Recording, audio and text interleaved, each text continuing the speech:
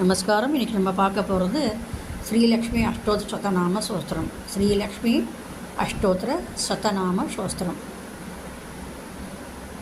ஸ்ரீதேவி உவாச்ச தேவதேவ மகாதேவ திரிகாலஜ்ஞ மகேஸ்வர கருணாகர தேவேஷ பக்தானுகிரககாரக அஷ்டோத்திரசதம் தேவி அஷ்டோத்திரசதம் லக்ஷ்மியா ஸ்ரோத்துமிச்சாமி தத்வதः.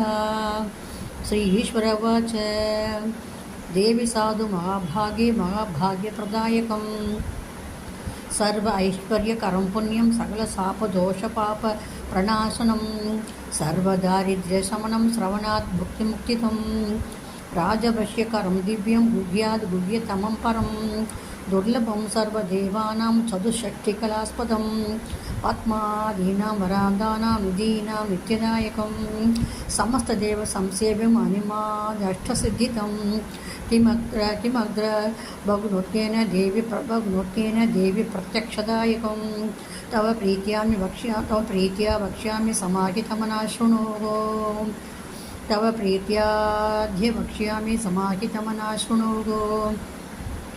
अष्टोत्तर सदस्यास्य महालक्ष्मीस्तु देवता क्लीं बीजं पद्मयुक्तं शक्तिस्तु भुवनेश्वरी अङ्गन्यासकरन्यास साहित्यादिप्रकीर्तितः.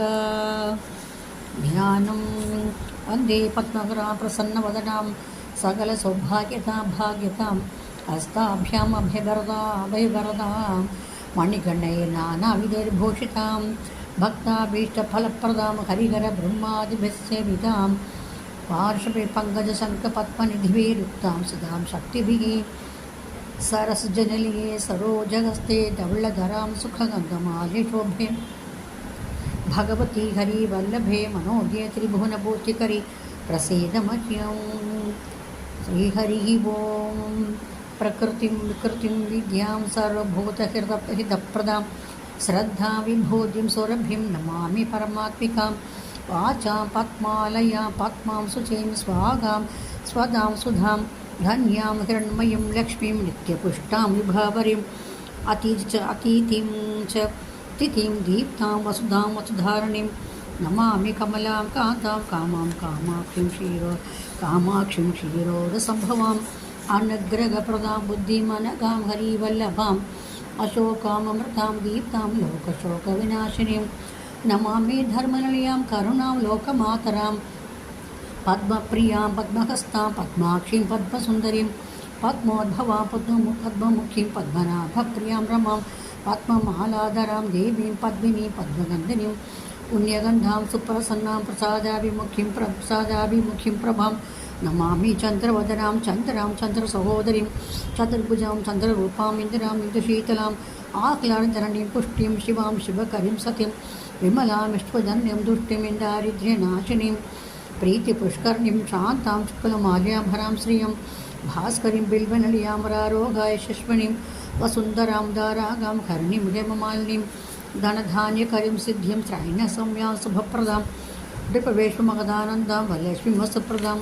शुभां कृण्यप्राकारां समुद्रतनयां जयां नमामि मङ्गलादेवीं विष्णुवक्षस्थलस्थितां विष्णुपत्नीं प्रसन्नाक्षीं नारायणसमाश्रितां दारिद्र्यदं श्रीं देवीं सर्वपुत्रमणिवारणीं नवदुर्गा महाकालीं ब्रह्मा विष्णुशिवात्मिकां त्रिकालज्ञानसम्पन्नां नमामि भुवनेश्वरीं लक्ष्मीं क्षीरसमुद्रराजतनयां श्रीरङ्गदामेश्वरीं दासीभूतसमस्तदेववनितां लोकैकदीपाङ्कुरां श्रीमन्मन्दकटाक्ष लब्धविभव ब्रह्मेन्द्रगङ्गाधरां त्वां त्रैलोक्यकुडिम्नीं सरसजां वन्दे मुग्धप्रियां मातर्नमामि कमले कमलायदाक्षि श्रीविष्णुहृदत्कमलवासिनी विश्वमातः क्षीरोदचे कमलकोमलगर्भगौरी लक्ष्मीं प्रसीद सततं नमतां शरण्ये.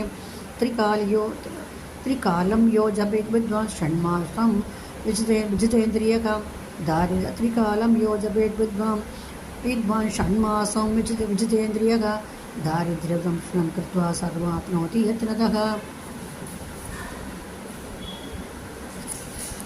देवी नाम सहस्रेषु पुण्यम् अष्टोत्तरं शतं येन श्रियमाप्नोति कोटि जन्म दरिद्रतः भृगुभारे शतं धीमान् पठेद्वस्त्रमात्रकम् अष्टमैश्वर्यमवाप्नोति बुद्धिरेव भूतले दारिद्र्यविमोचनं नाम सोस्त्रम् अम्बापरं शतं दारिद्र्यातिविमोचनं नाम सोस्त्रम् अम्बापरं शतं येन श्रीमाप्नोति कोटिजन्मदरिद्रतः भुक्त्वा तु विपुलान् भोगान् अस्य सायुज्यमाप्नुयात् प्रातःकाले पठे नित्यं सर्वदुःखोपशान्तये पठन्तु चिन्तये देवीं सर्वाभरणभूषितां पठंस्तु चिन्तयेत् देवीं सर्वाभरणभूषिताम्।